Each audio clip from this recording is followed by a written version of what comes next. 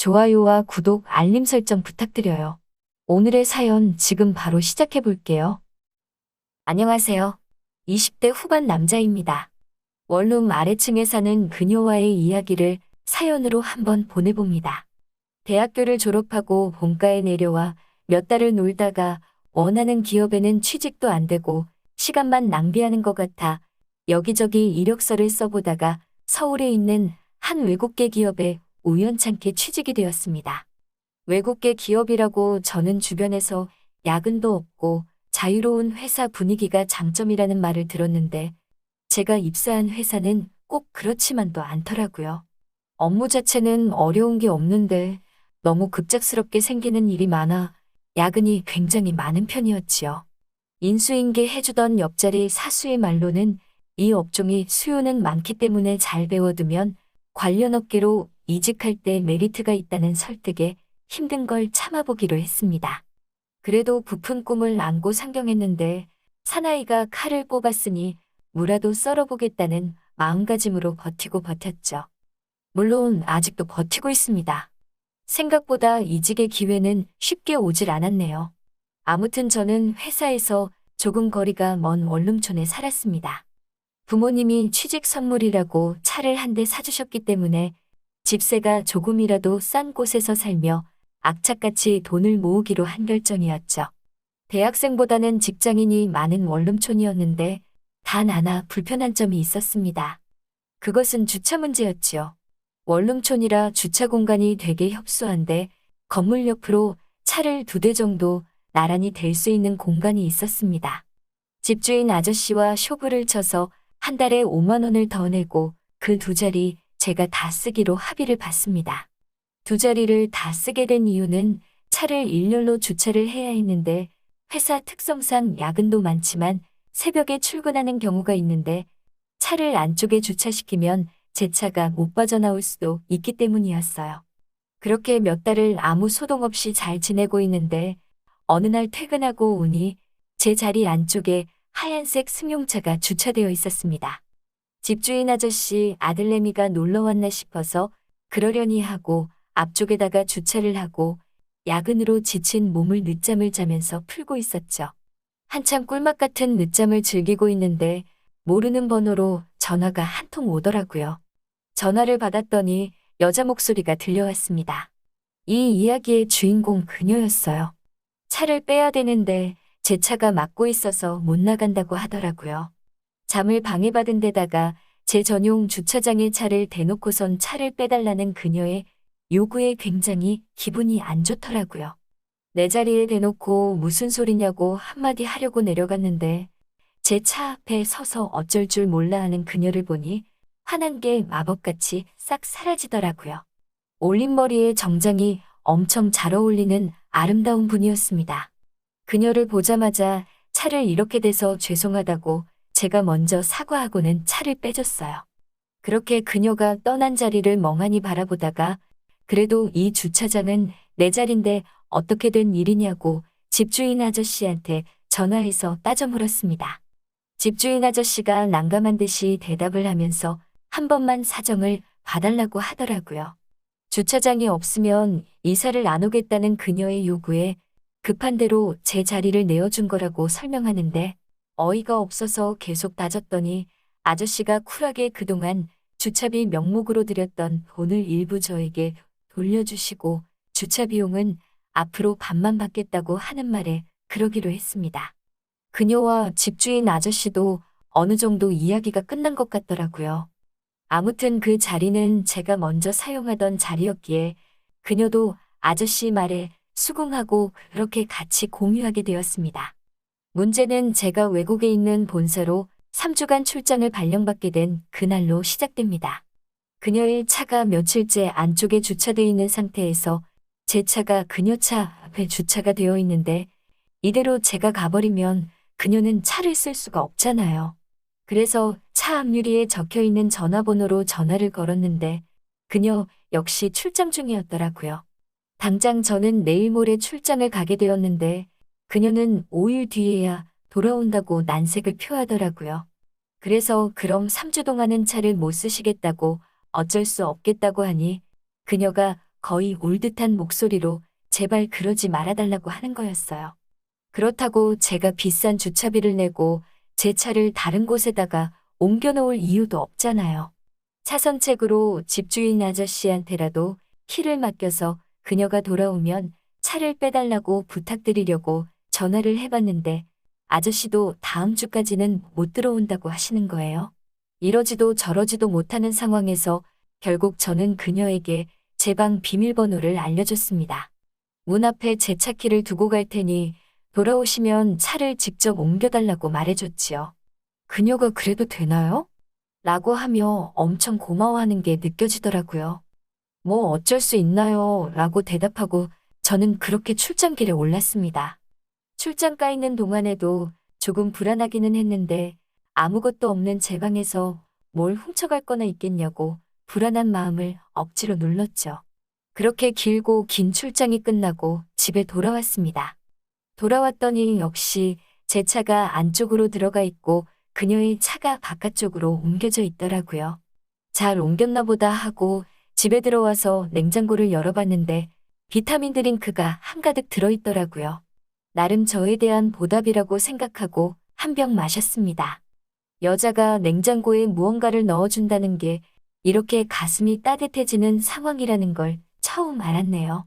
아무튼 그렇게 지내다가 예단에서 만나면 인사랑 잡담 정도는 나누는 사이로 발전하게 되었습니다. 회사에서 또 갑작스러운 업무가 생겨 새벽녘에 회사에 나가봐야 하는 일이 생겨서 밖으로 나갔더니 맙소사. 이번엔 그녀 차가 바깥쪽에서 제 차를 막고 있는 거 아니겠어요. 그 당시 시각이 새벽 4시 30분.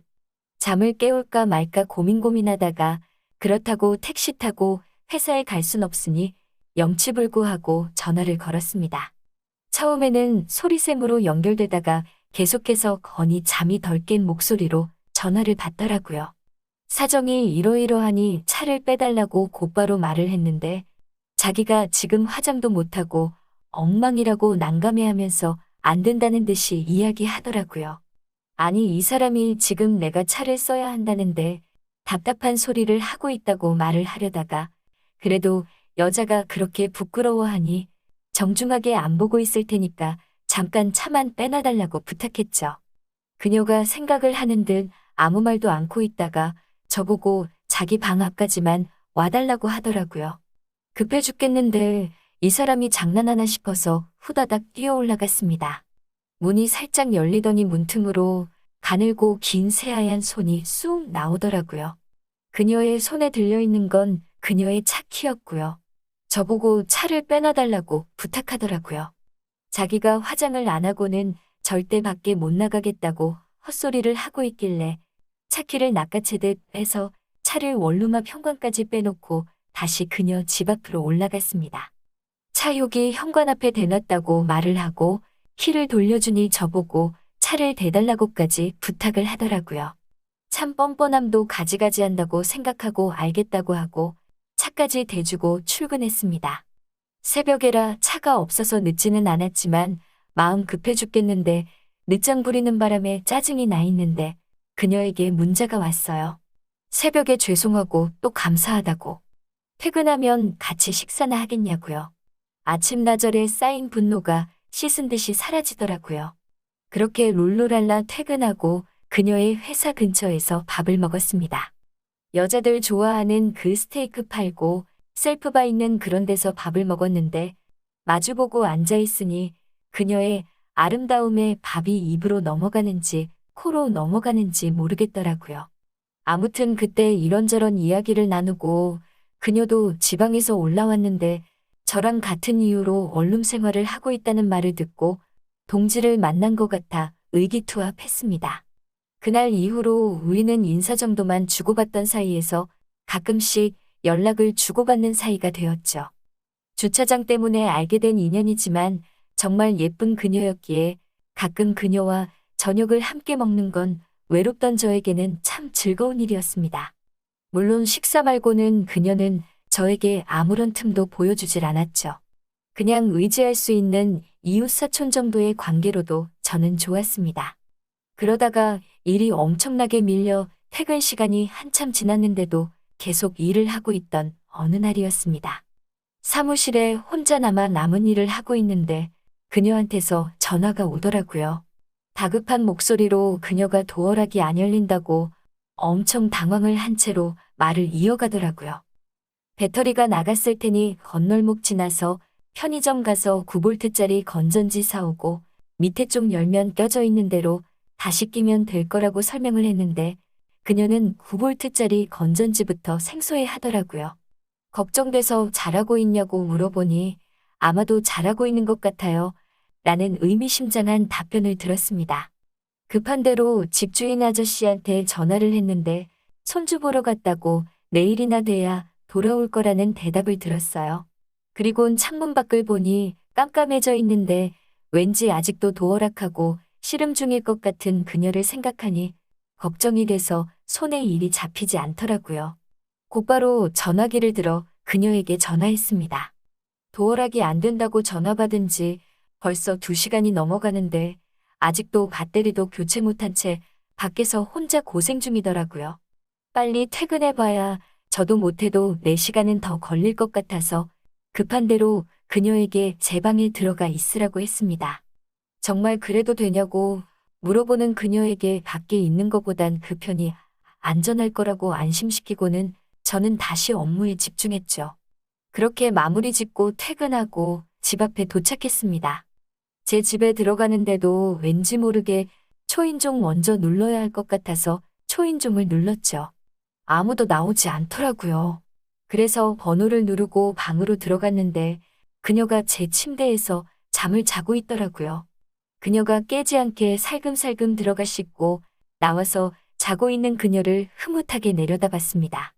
화장을 지우지 않은 채 잠을 자고 있는 그녀의 맨얼굴이 너무 궁금해지더라고요. 얼마나 달라지기에 화장도 안 지우고 외간 남자 침대 위에서 세상 모르고 자고 있는 그녀를 보고 있으니까요. 그렇게 숨죽여 그녀의 자는 모습을 보고 있으니 왠지 모르게 심장이 콩닥콩닥해지고 가까이서 그녀를 보고 싶다는 마음이 생겨 그녀의 얼굴로 가까이 향했습니다. 살며시 느껴지는 샴푸 향기가 제 마음을 설레게 했지요. 그렇게 그녀를 뚫어져라 쳐다보고 있는데 그녀의 입꼬리가 실룩실룩 움직이기 시작하더니 이내 터져나오는 웃음을 참지 못하고 소리내서 웃더라고요. 당황한 저는 뒤로 넘어지면서 엉덩방아를 찧었습니다. 제가 들어오는 소리를 듣고 잠에서 깼는데 그녀도 이런 상황이 처음이라 저를 어떻게 맞아야 할지 애매해서 누워서 자는 척을 하고 있었다고 하네요. 그런데 점점 가까워지는 저를 보니 터져나오는 웃음을 참을 수가 없었다고 말해주는데 이내 곧 서로 가까워진 얼굴 사이에서 눈이 마주치게 되었고 그녀는 눈을 감고 아무 말 하지 않고 있더라고요. 곧바로 저는 그녀에게 입을 맞추었고 그렇게 황홀한 시간을 보냈습니다. 다음 날 아침이 돼서야 그녀는 그녀의 방으로 돌아갔습니다. 방금 있었던 일을 멍하니 생각하다가 그냥 그녀의 향기가 남아있는 침대 위에서 늦은 잠을 청했습니다. 그렇게 우리는 이웃보다는 좀 더 깊은 관계가 되었고 때로는 내 방에서 때로는 그녀의 방에서 시간을 보내고 또 가끔은 저희 차에서 혹은 그녀의 차를 타고 같이 여기저기 다녔습니다. 주차장이 맺어준 인연인 그녀와 저는 곧 결혼을 할 예정입니다. 하지만 한 가지 아직도 그녀는 저에게 그녀의 화장 지운 얼굴을 보여준 적이 없습니다. 언젠가 그녀의 맨얼굴을 보게 된다면 제가 후기 남겨드릴게요. 지루한 이야기 끝까지 들어주셔서 감사합니다. 오늘의 사연은 여기까지네요. 긴 사연 끝까지 들어주셔서 감사합니다. 구독과 좋아요 잊지 말아주세요.